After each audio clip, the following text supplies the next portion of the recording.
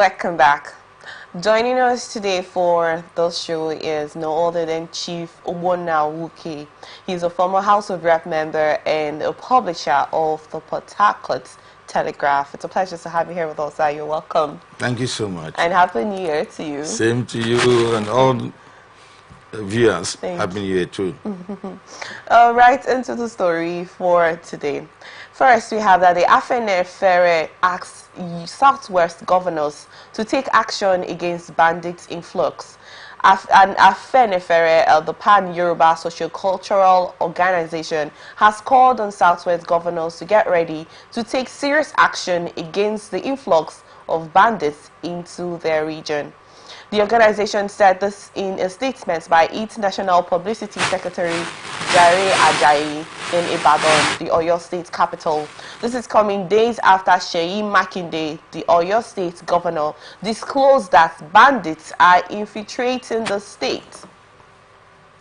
Makinde said, during a security briefing this morning, I learned that some bad elements from the northwest are relocating here due to military heat in their zones. During my birthday retreat in Fashola, bandits had camped less than 2 kilometers from where I was staying. This underscores the seriousness of the situation, he said. Reacting to this, Afenefere said such a revelation from a state governor should not be handled with levity. The group therefore called on the 6 governors in the region to, as a matter of urgency, hold a meeting to map out strategies to expel the bandits from the region and to ensure that such elements do not infiltrate Yoruba land at any time again. For these objectives to be achieved, there is the need to carry certain groups along. These are the security agencies that will implement whatever security decisions that are reached. Traditional rulers and heads of local vigilantes known as Ode, while calling on traditional leaders in the region not to keep quiet on the matter. Ajayi urged the governors to include functional, up-to-date equipment in their strategies to combat the bandits and map out strategies to expel them from the region. Quickly, Chief, I would love to ask about your thoughts about this before we actually get right into the segment of questions. What do you have to say about the situation coming from the Afenefere social-political organization in Yoruba land? I think the Afenefere are not a group to ignore. They make comments when comments should be made, and given the background of those who are members of Afenefere, professionals in different areas, they are very knowledgeable about the events. Okay. Now, frankly, the bandit issue is not new. And the fact that they may even be infiltrated in other parts of Nigeria is also not something that's a secret. Now, of course, you will agree that there's serious heat in the Northwest where security agencies are acting in accordance with presidential directives to rid this country of infiltrators. Now, I think there have been gains in the Northeast too, where the army has been fighting very strenuously to check the expansion of Boko Haram. It's the Lukarawas that are the trouble now in the Northwest. Now, but notwithstanding, my worry is that because we've not been able to find solutions to 2 issues, which help to fuel, in my view, the actions of bandits, then we are having this what looks like the scare in the Southwest. Now, I think that we've not been able to take absolute control of the Middle Belt. That's North Central, the North Central area, because quite a lot of ignoble things are happening in the Northwest, which have stultified farming, which has put so many lives at risk, and which continues to create security challenges. Okay, because between the North and the South, you need to get through the Middle Belt. You just can't find yourself in the Southwest, for example, just like that. It means that there's a leakage in the North Central area that's helping to create these opportunities. Now, to be forewarned is to be forearmed, and I agree with the Afenefere that Yoruba governors must come together immediately, to deal with it. Now, there is another issue that the Tinubu administration must deal with, the issue of ranching. Because it's also been part of the undercover for this, all of this instability that we are seeing.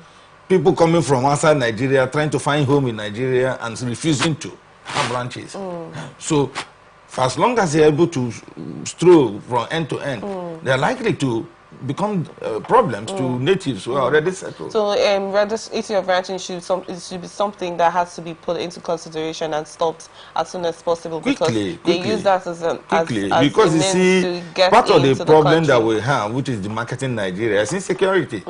And I must give it to the Tinubu administration that compared to what had existed in the past, we have a more quiet, what appears to be a more successful campaign against, when you say you've degraded the insurgents. I think there's evidence, increasing evidence, that these insurgents are being degraded. But we must pursue, must eliminate them. Well, Chief Wuke, you know this insurgence has actually been on for a very long time, even during the more than 15 years. Up to more than 15 years. And I don't know, do you think that nothing has been done about this, or it's more like the government would do something and then backslide and just let it be? The Boko Haram insurgency has actually been lingering for a very long time. Yes. Even when the Chibok girls issue started, it just went into the blues, into thin air, but we don't know if it's actually been sorted out. But we've had cases where these bandits get into schools and destroy properties and, abduct most of the pupils or students from the school, and all this whole issue of terrorism and insecurity has actually been lingering for a very long time. Do you think the government has not been putting in place the right necessity to, handle this? And that's actually my first question. Let's leave it at that. Do you think that the governors of the Southwest, would put into place the right things to do, since the issue of insecurity has actually been going on and it's not been sorted out actually? Do you think that those governors actually want to sit up and put an act against this banditry? First of all, governors are chief security officers of their states, and that puts them in, when it comes to dealing with security question, that puts them on the spot. For me, I believe very frankly that collaboration between states, and the good thing is that they all come from the Southwest region. So bringing them to the round table, fashioning strategies for dealing with the entry of bandits in the region will be easy to achieve. And I think we are beginning to look in this country about more policing. You're not just talking about the regular security forces here, who are, of course, commendably doing what they can within the limits of funding and equipment. But of course, rural groups, the vigilante groups that are also becoming involved, because they want their people to sleep with their two eyes closed. So bringing everybody together. The hunter who is able to get into the forest to hunt and who can spot unknown faces easily and then provide information. Getting the vigilante groups now that are being set up by communities, as an act of self-preservation, and then utilizing the role play of traditional rulers. For instance, everybody brought together a portfolio of not just ideas, but people who will help solve this problem. In reference quickly, do you think this is something the northern governors should adopt? Because the issue of insecurity is on the rise right now, if I'm not mistaken, in the northern part of the country. Do you think this same thing that the governors, the Afene Ferre has urged the governors in the West to do you think it's something that the northern governors should adopt and do in order to curb the insecurity going on there? I think they have always operated under the wings of Arewa. But I think to Frank, my take is the North should come clean with the rest of us. What's the picture? What are we seeing? Yes, how sincere are they? Because if you recall, when Jonathan was president of this country, he said there was the political Boko Haram and that they were in his administration. He didn't hide it. Okay? Because there are people who think about using maybe insurgency, you know, to promote certain agenda that could be ethnic, that could be religious. And my thinking, very clearly, is that the North is not coming clean with the rest of us. They are not telling us the truth. What they intend to gain, you know, by destabilizing Nigeria or allowing those who want to destabilize Nigeria to use their territory Do you is think something this is that an is difficult to intentional understand. act? What? Do you think this is an intentional act to actually bring the country down? Now, let's not forget, there are pan-Nigerianists in the North. They exist, they understand it, that we are better together. Okay. That we're a huge market working together. That we have potentials as a great nation staying together. There are those Northerners, and they exist. There are those who also have become increasingly radicalized, who are talking about a jihad that doesn't exist in these modern times. You know, I don't know who you want to conquer, where you want to dip your sword. So all those stories, you know, but for me, I'm thinking clearly, you know, in the national interest. Okay. That there's nothing wrong with strong collaboration of Northern governors. The same way that the Southwest governors are planning. Together. Okay. The same way even in the Southeast, the Southeast governors are trying to get together. You know, every region has its peculiar problems, peculiar challenges. And they come together when people get together to discuss them, you know, particularly because if you are chasing them, let me use rivers for example. If you are chasing criminals from river, tendency is that those running by land might run through Imo. Those going by water might go through Bayelsa. You know. So having a neighborly relationship with governments in those areas who are also on the alert as soon as we push, for example, in rivers, will be a good thing to do, because they'll be caught in crossfires, I mean the criminals, and then they're easily identified, easily isolated, and as I mean, says terminated. You know, so that's the way it is. Okay. Quickly, Chief Wuke, I would love to ask, do you think this issue of insurgency and banditry would be sorted out? Do you think they will put this in place? It's not about calling it out. It's not about bringing it to the notice of the governors. Do you think this is something they would want to work towards by achieving this aim of ending banditry in the West? Look, if you're a governor, you know that your primary responsibility is maintain law and order, to ensure the safety of lives and property. That's the primary responsibility of any government or of any governor. And so they don't need any success. Tell them that it's the right thing to do. Now, the other thing to say is that these states are talking about investments, and they are going to become flashpoints if they do nothing about it. And the implication is that intended investments flowing into the Southwest may have to go elsewhere. So, and I think Yorubas are smart enough to know that investments mean quite a lot, because investment means creation of wealth, it means the employment of the unemployed, it means GDP growth, it means all kinds of things. So, and the Southwest benefited from relative stability. And it's not something that the Southwest wants to toy with. I want to believe that Southwest leaders will never allow a foothold for bandits and insurgents. They won't. Okay. Thank you on that, Chief Wuke. Well, moving forward, group has urged President Bola Tinubu to appoint Bala Mayajamas Wunti as a substantive group managing director of the Nigerian National Petroleum Company Limited. This was made by representatives of the Northern Initiative Forum for Growth during a press conference in Bauchi to address a pressing matter of regional balance and representation. In a briefing signed by its It stressed, however, we strongly believe that the appointment of Alhaji Bala Maijama Wunti as the substantive group managing director of the Nigerian National Petroleum Company Limited is crucial at this juncture.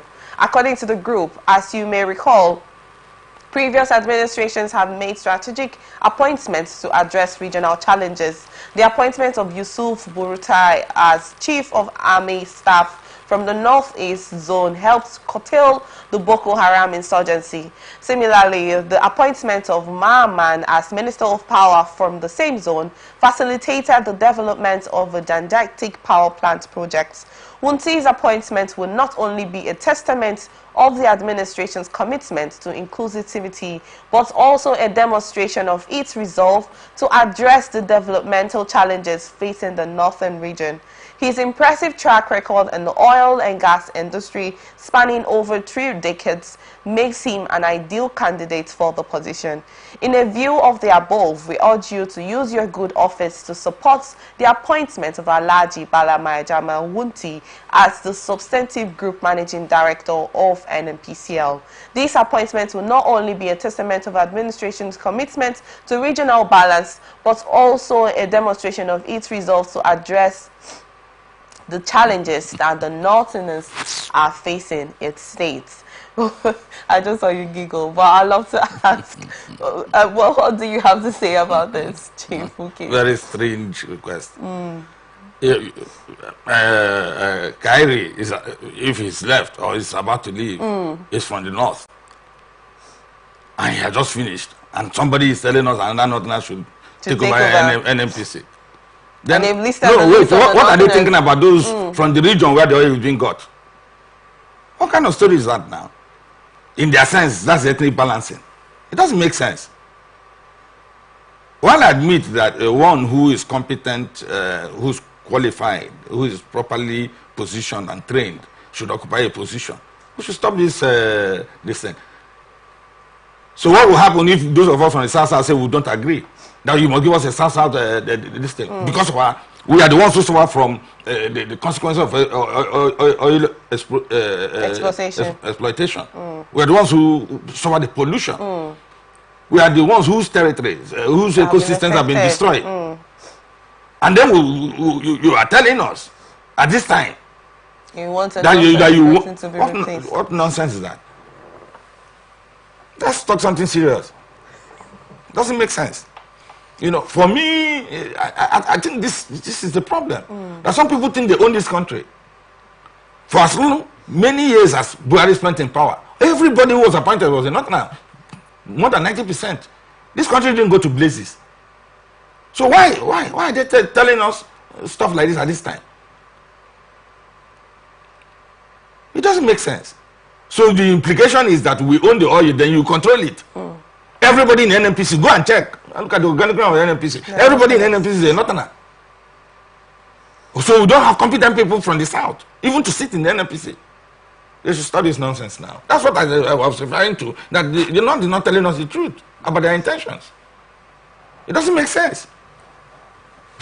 So with this say, I don't want us to get sentimental about this. But no, I'm trying not to. You're trying not to because it's annoying. It's annoying. Pretty honestly. With this statement that they have said to the president, you know, listing, they actually listed mid-list of certain dignitaries that actually occupy certain positions and they are Northerners, and urging that this Wunti will actually make a better one because it's a Northerner. So in essence, all the regions are not qualified to occupy the position. Well, do you think that this country will actually get there if we continue I think there are many things. Rivalry of situation like you mentioned about the Muhammadu Buhari administration, that he appointed most of the people at the time that were around him were Northerners. And then there was this story I actually saw about Idowo, that he said that if Nigeria cannot work together, we should just separate the Igbo house. I should just be on their own. Well, this particular statement has actually shown that we are not ready to actually get it right. We're not ready No, to work together. We're not ready to give rights to whom I think it is expected. There is the notion of the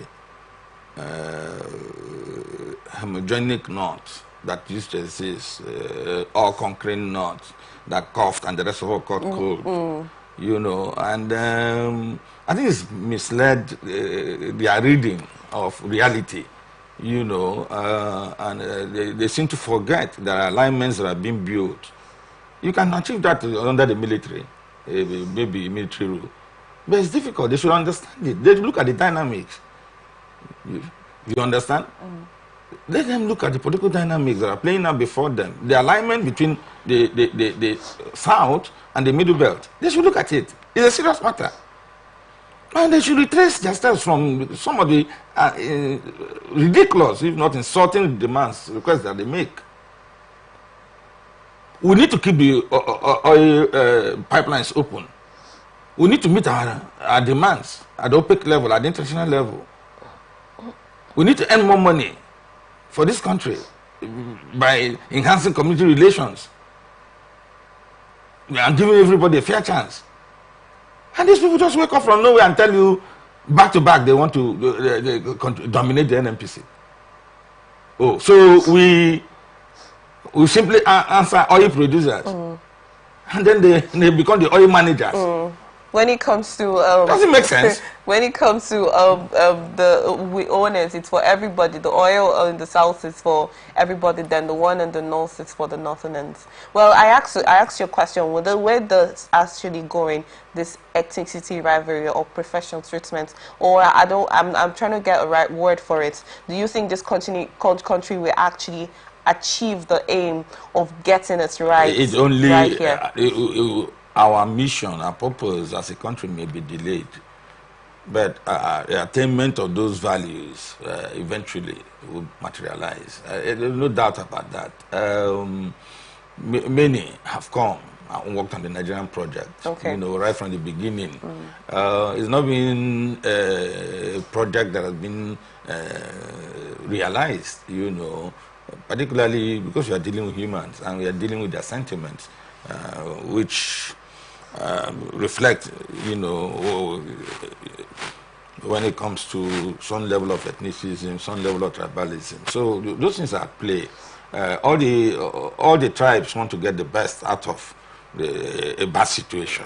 Now, but being respectful of one another, engaging one another responsibly, you know, is something that we expect leaders from all the sides, you know, to pursue, you know, to tolerate.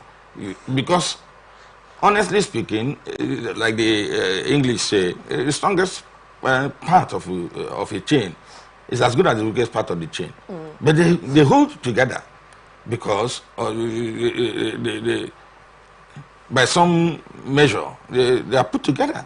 Okay? And if we continue to act like hell, okay, who will benefit? Who will profit if Nigeria were to break today? Is it the landlocked north? Or is it the south? Who will benefit? Who will profit? But I think we should be talking about giving, and we should be talking about taking, and we should be talking about respectfully working together. You know, let's stop this tendency. If the argument flowing from that statement was that this man is even the most competent, then we begin to look at competency, qualification. If the qualification is that he's a northerner, please, they should go talk something else. They go talk something else. And for the avoidance of that, a small country, I assume Rivers were to be a country, a small country like Rivers will survive. There are countries of 3-4 million people across the world, but they're strong, powerful, purposeful. Let us stop this thing. Let's work for Nigeria. Let's work for Nigeria. These ethnic statements only help to create a division, and we shouldn't encourage it. As politicians and as leaders, we should not. We should be thinking about the best opportunity for our people. You know, not this kind of sentiments that can cause crisis.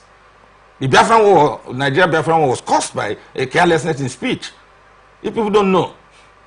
And this kind of reckless comments coming from certain quarters can ignite some reaction that you be difficult to understand. Well, thank you on that, Chief Wuke. Minister of Finance and Coordinating Minister of the Economy, Wale Adun, who was unsettled by questions asked by senators during 2025 budget defense sessions, hurriedly pleaded that the Committee on Appropriation should accord him a closed-door session for a detailed response to the question. Trouble started yesterday when the Minister of Finance had a barrage of questions fired at him by some members of the Appropriation Committee on the state of implementation of the 2024 budget, particularly the capital component. As the budget defense stopped short in the executive arm of government, like the Minister of Finance and Coordinating Minister of the Economy, Edun, the Director General of National Orientation Agency, Malam Lanre Isa Onilu, and his counterparts in the News Agency of Nigeria, Ali Mohammed Ali, were separately put under fire in the state. Edun pleaded that the Committee on Appropriations should accord him a closed-door session for a detailed response to the question when former Deputy Senate Leader Senator Abdul Ningi, PDP Bauchi Central, fired at the minister, asking him to explain how proceeds from fuel subsidy removal were expended in the 2024 fiscal year. Ningi asks, what is the budget performance achieved so far for the 2024 fiscal year, particularly in terms of capital expenditure? Why can't Edun come out in the open and explain the how the 2024 fuel subsidy expenditure?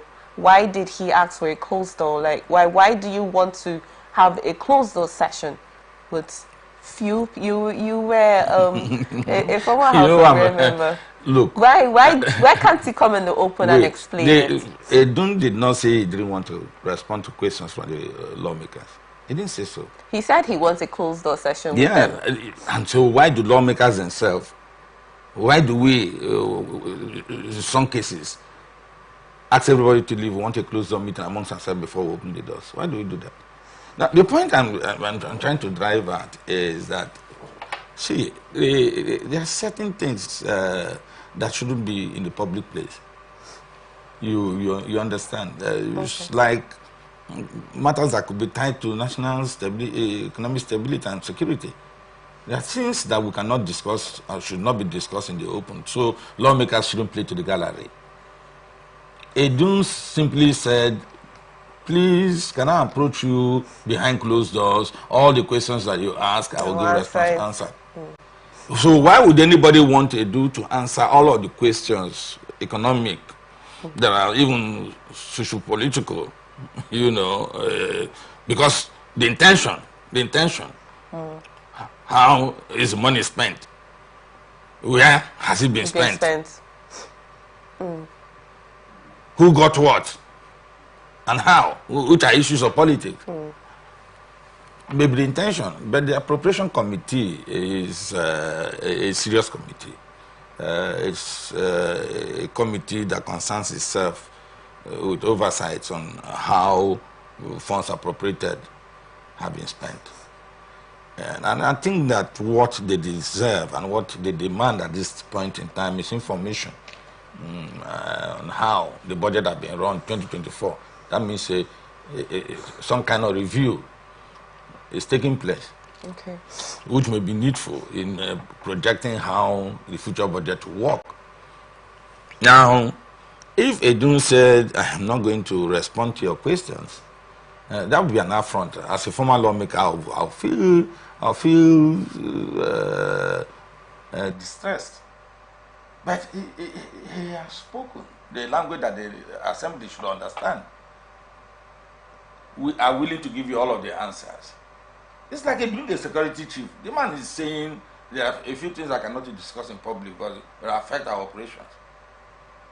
Then you speak to him behind closed doors. What you want is information. And I think lawmakers are mature enough to know what kind of information should be placed on the front burner and what kind of information should be enjoyed in confidence. Okay? It's like a journalist who publishes. He maintains some level of confidence, you know, so that you don't know who his source is. Okay. He can go to jail as a result of that. But it's a professional hazard that he must respect.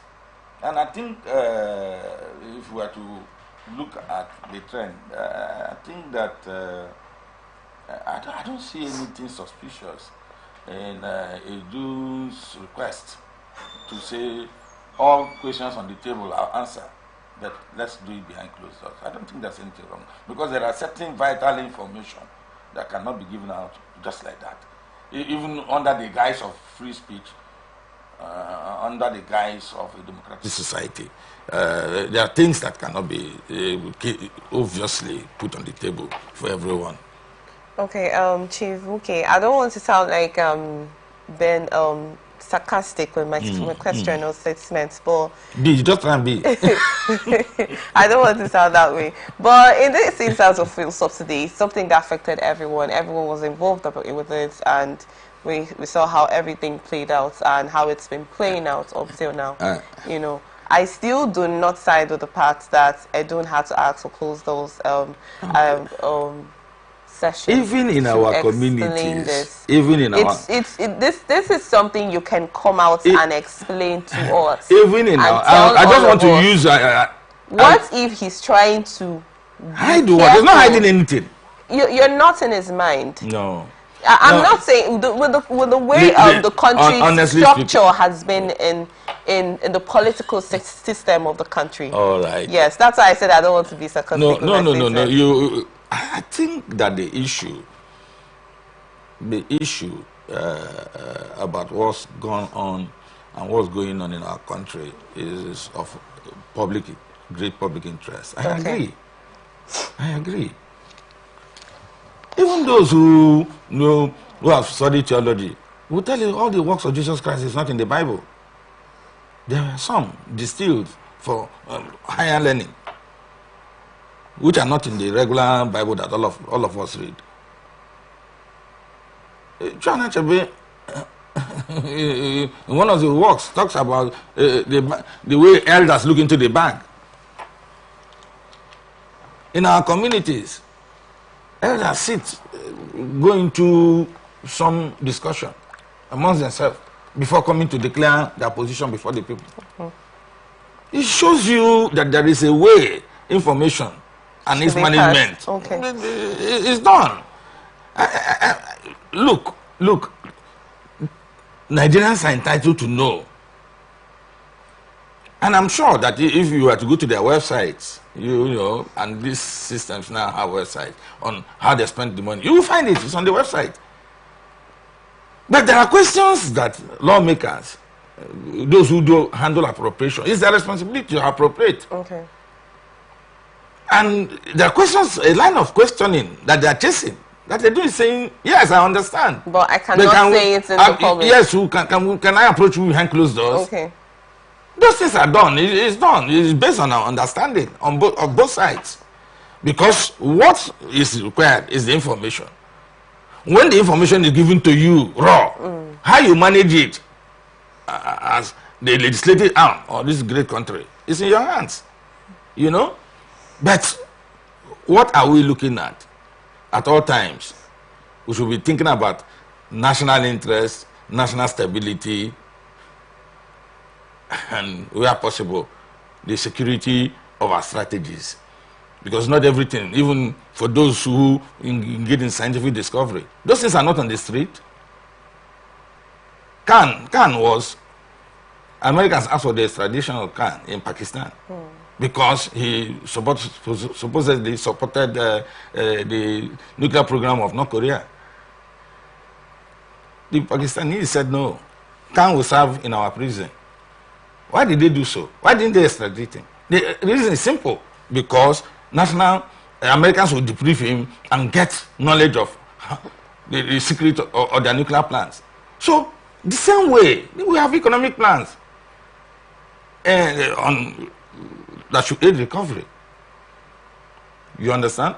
That should stimulate growth. And some of those things shouldn't be on the street. That's the truth of the matter. I think Edun was not out of line when he requested. Because if he said, no, I won't answer this question, then it's an affront. But he said, I will answer you. But please, let it be behind closed doors. I don't see anything wrong with that. Well, thank you on that, Chief Muke. If that's your thoughts, we will take it via it, because that's why we're here, to get thoughts from you and then follow them. Well, we'll go on a quick break. When we return, we will continue with the rest of the stories. Just stay with us.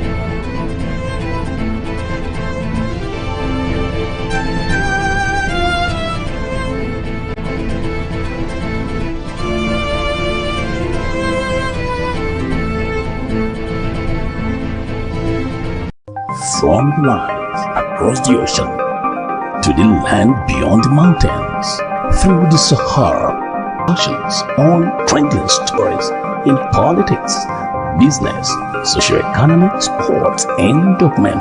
Stay focused on the fact today, only on ATN.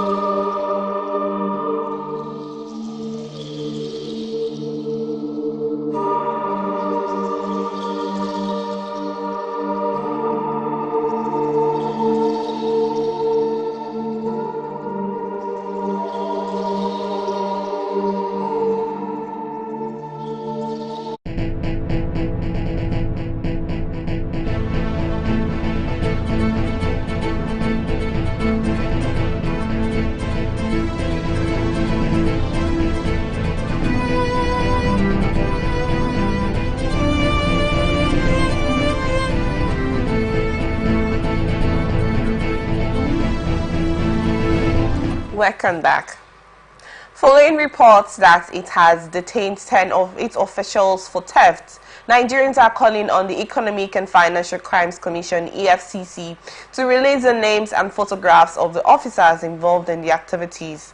Recall that after dismissing 27 officers from its workforce in 2024, the commissioner on Wednesday announced that it has also detained 10 of its officers for theft. Credible sources disclosed that between $350,000 and $400,000 has reportedly gone missing, along with expensive jewelry and other high-value items. While the investigation into the missing funds is already underway, the EFCC finds itself in a precarious position as it seeks to restore public trust. The agency, which has long been regarded as the frontline warrior against financial crimes, is now facing scrutiny for alleged lapses in its internal controls. As of the time of this report, if efforts to reach the EFCC spokesperson Dele Oyewale for comments on this latest debacle have been unsuccessful. As the investigation unfolds, many are left wondering what measures will be taken to prevent further incidents and restore faith in the agency tasked with combating corruption.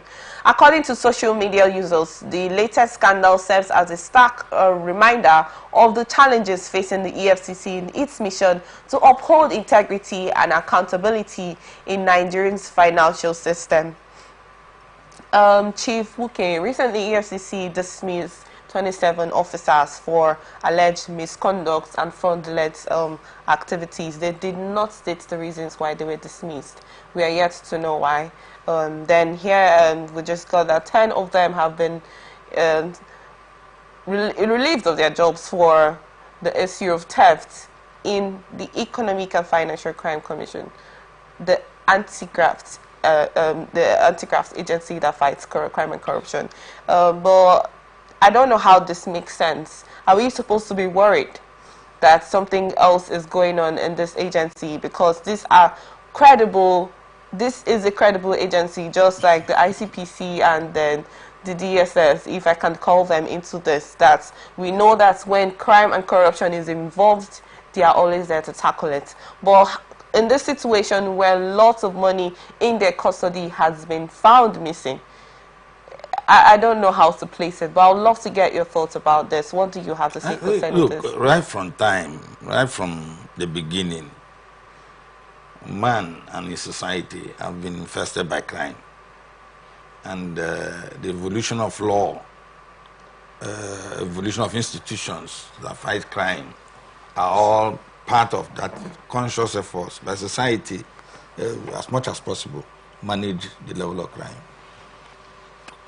It's not something that anyone can say can be completely stamped out. Okay. But you aim for a high level of suppression of crime in such a manner that you are considered a transparent society, a society that is accountable, you know, a society that can be reliable, you know, decent enough for habitation, you know. So this, we didn't put angels in EFCC.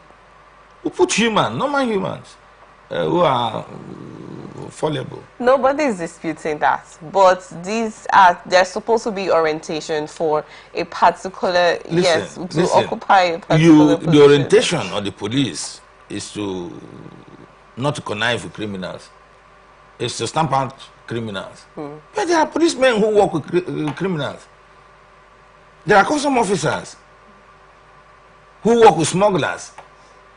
There are immigration officers who shorten Nigeria by allowing immigrants without proper status to stay in Nigeria. But operationally, they are not supposed to. This is what I'm trying to say. Okay. Now, the fact that the EFCC first dealt with 27 persons, and now is in the process of dealing with 10, is evidence of the fact that there is a self-writing process, in-house cleaning process that enables us to watch what these officials are doing. and those who are fallible can be brought, whose gods have refused to crack their kernels can be exposed. Okay? And those who are asking for their pictures to be published, I think it's premature at this stage because investigations are going. They've not been convicted. Our laws say that a man is innocent until proven guilty.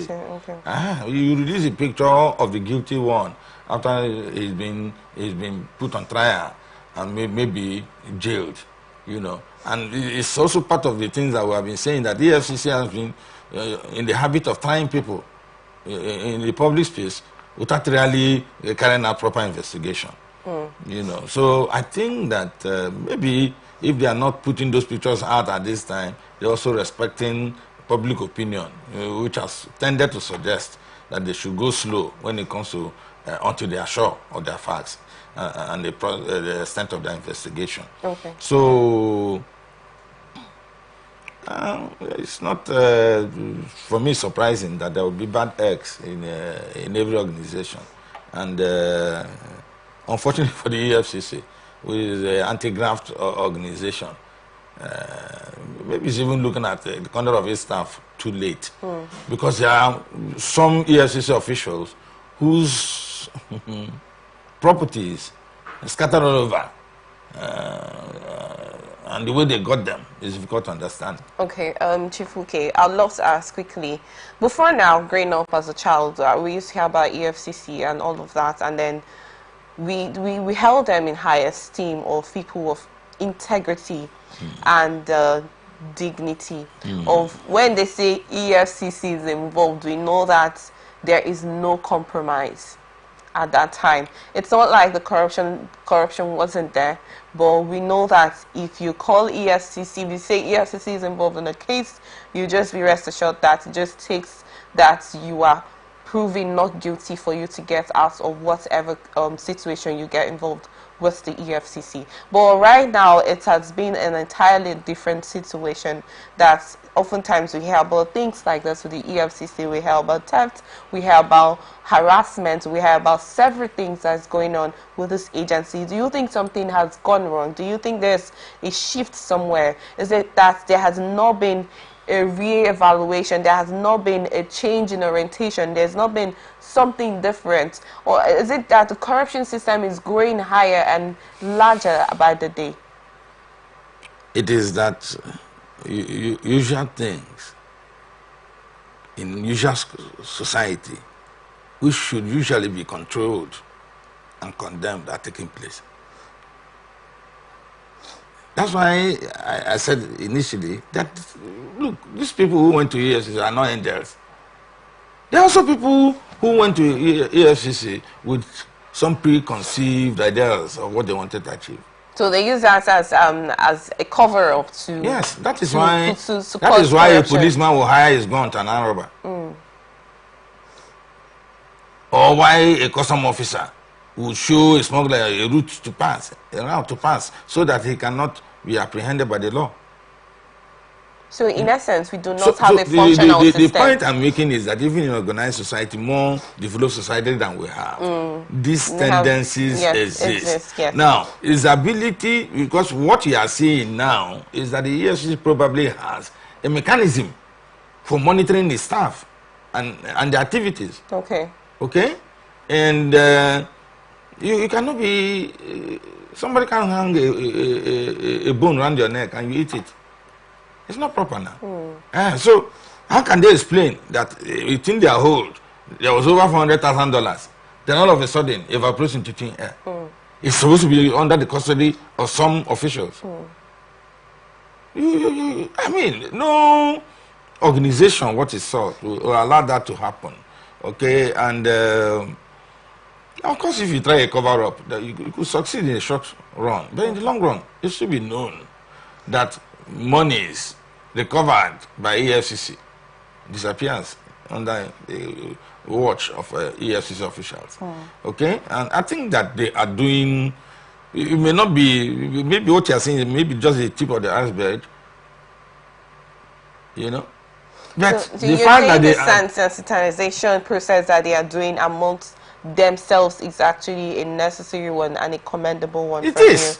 But my question is, why does you said yes, every organization, every sector, where even the developed countries have bad eggs amongst themselves, but in this instance, is this supposed to be a thing of joy? Because like I said before, now we held the EFCC on high esteem because we saw them as people with high integrity, you know. But recently there's been a lot of cause for concern that the EFCC involved in this, EFCC is involved in that. I think, you know, that's what I wanted to know. Why is the change? What happened? Is there a rise in corruption or something? We has live really in the changed? era of the whistleblower. Those who have information, who understand it could be risky information. Okay. Very risky to their lives, but they nonetheless blow the whistle. And organizations like, if you're talking about espionage, you have spies, and you have counter-espionage, people whose job it is to, because they are likely to be double agents, whose job it is to find out who the double agent is. Okay. You know, so this is I think it's normal. I think it's normal. The integrity of the EFCC, in my opinion, has been protected by the action of the EFCC. Okay. The EFCC is saying, look, we have discovered there are bad eggs in our midst, and we want to prove to you. Okay, we're removing them. Okay. Okay, and making them face trial. They could as well have sacked them behind closed doors, and nobody will know. But the fact that they're making a point of it is also to send notices to others in the organization who may be inspired by the actions of such persons to engage in their own criminal venture. You know, so I think that we shouldn't say that our rating of the EFCC has fallen because they just told us by themselves that there are criminals in their midst. The fact that they are fighting those criminals and finding those criminals is something that we should encourage them to do in the interest, because the one that is the anti-graft campaigner shouldn't be the one who swallows a lot of baits. No, that shouldn't be. Okay. That shouldn't be. Well, also, publishing the names of this detained officials is irrelevant. It's not necessary as far as they have been detained and investigation is on the way. There's no necessity I think that to publish their names and their photographs like Nigerians requested. We shouldn't put the cart before the horse. Okay. What is evident in public space is that EFCC has informed the Nigerian people that 10 of its officials have been investigated. What that means is that those 10 officials have been on the watch list of the EFCC, internal watch list of the EFCC. Okay. And I think that, like they say in writing, that you need to cross the T's and dot the I's before you release a script. And in this instance, before you release the information, I think that Nigerians should give them time. Those people will be taken to court. When they appear in court, they will not appear with their pseudonyms. Their names and their pictures will certainly be there. All right, thank you so much, Chief Wuke. Federal government says it is working out modalities to ensure no industrial action is embarked on by the organized labor in the country in 2025. The Minister of State for Labor and Employment, Nkiruka Onyedeocha, stated this in Umuahia on Tuesday during a New Year interactive meeting she held with the leaders of Nigerian Labour Congress, NLC, All Farmers Association of Nigeria, Christian Association of Nigeria, and the Nigerian Union of Journalists and other affiliate labor unions. She announced that the minimum wage would henceforth be reviewed every 3 years for the welfare of the Nigerian workers, noting that previous strike actions resulted in a drop in productivity and caused distractions to the government. The minister, who reiterated that President Bola Tinubu's administration is doing everything to end hunger and unemployment, said that feedback from her meeting with the organized labor would enable her ministry in its programs for the people. She further announced that President Bola Tinubu would soon launch LEAP program for youth which would be used to turn Nigeria to a production hub, adding that unemployment and hunger will be effectively tackled through the program. Responding to the minister's speech, Chairman of All Farmers Association of Nigeria in Abia State, Ndodim Ikeloa, appealed to the federal government to build dams in Abia and provide modern farmers implement to his members to encourage commercial farming. Well, that's not actually the topic of discussion, but I actually want us to draw from the point of the strike that's actually been going on. Some states are yet to implement the 70,000 naira minimum wage, and federal governments have promised to resolve modalities to ensure that this year, 2025, will be strike-free. Do you think this is something that will put in place? Considering the fact that President Bola Ahmed Tinubu, during his first-year presidential speech, New Year presidential speech, if I'm not mistaken, promised and gave outlined measures and things he would put in place, and then make sure that this year actually is productive, and then certain things are worked out. Do you think this is one of them that can be put in place?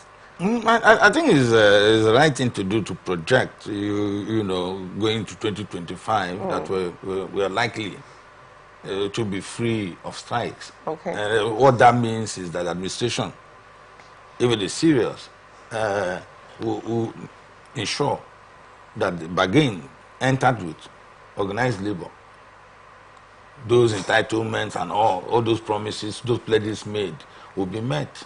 Okay. Probably without demand, because they're already on the table. All right. So, yes, Nkiruka was right, particularly saying that even before now, it used to be about 5 years or more for a review of a minimum wage. The administration is promising 3 years, meaning that it's really to accommodate the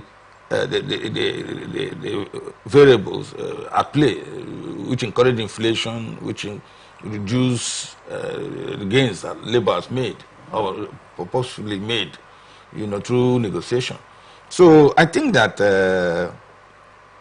it's a good sign that the administration is willing to avert strikes, because honestly speaking, you lose man hours, you face distractions. And then, that should have been created within the time of the strike,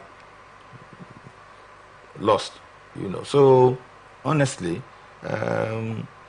as a matter of policy, if the intention, given the assurance of the minister, is anything go by, it means that the federal government is willing to keep its side of the bargain with labor, because you can't beat a child and say it should not cry. Okay, so if that is going to happen, my thinking is, I'm just trying to be positive in my analysis of it, that perhaps government is saying that all understandings with labor will be respected. Okay. And that the expectation is that because they will respect it, labor may have no need to embark on strike in 2025. Okay. Quickly, Chief Luke, I actually talked about the minimum wage that some states are yet to implement, and then this 70,000 naira minimum wage so some states, like River State, decided to pay 80,000 naira to. I'm paying 85. 85, right? I'm paying 85. Oh, which is commendable. And then we're paying workers. We're paying workers 100,000 naira bonus. Which is commendable. But some states are yet to implement this. The federal government urged all governors to implement this. Some are yet to implement. So, do you think the NLC would agree with what this promises that the federal government had said, that they will actually put this in place, when some of them have not seen the first one that was promised to them? Look, if the federal government meets its commitment to workers at the federal level, and state governments at their level meet the commitment of workers, and there are states that are not meeting those commitments, how is it our problem? NSC should face those ones now. Picket them. If you want to demonstrate there. Because and not bring it to the federal government. I'm not making a national issue. Okay. You see, but what this thing shows very clearly is that we have elements of a unitary system in our so-called federal arrangement. not all states, should pay equal salary. Yes. It's not done. But because we are running a unitary system, and somehow it favors labor to put pressure on the system, to collect more money for its workforce. But in truth, a man who, for example, let me use American example, who's working in Arkansas, cannot earn the same amount of money that a man is who's working in Texas. It's not possible. But maybe the idea is that there's a minimum wage, the minimum that any Nigerian worker, But I think there's also very strong need to review some of these holistic understandings. Okay. Because if it's a federalist state, there's nothing stopping me, Rivers State, from having my own Supreme Court. Okay. Even though there's a national Supreme Court. Yes. There are things that states normally should, in my view, be allowed to handle. Okay. If you ask a man to chew more than his mouth can accommodate, is likely to choke or vomit. Yes. So I think that's what happened in those states. Well, thank you so much, and that's so cheerful, Kate. Thank you so much for joining us and sharing your thoughts with us, and always being here to grace the show on Blowout. We really appreciate you. Thank you, viewers, for staying with us, and do not remember we are open for advert placements. Do not forget we are open for advert placements, bookings, and commercials. You can connect with us on all our ATN socials on Facebook and YouTube, on our Attractive Television Network, on Instagram and TikTok, on our Attractive TV Network 1, on Twitter, on Attractive TV Net, which is live on our website at www.attractive.net.org.tv. Peace and unity are the pathways to progress. Open conversation comes shortly. Don't go away. I am Chidima Wadike. Have a beautiful day.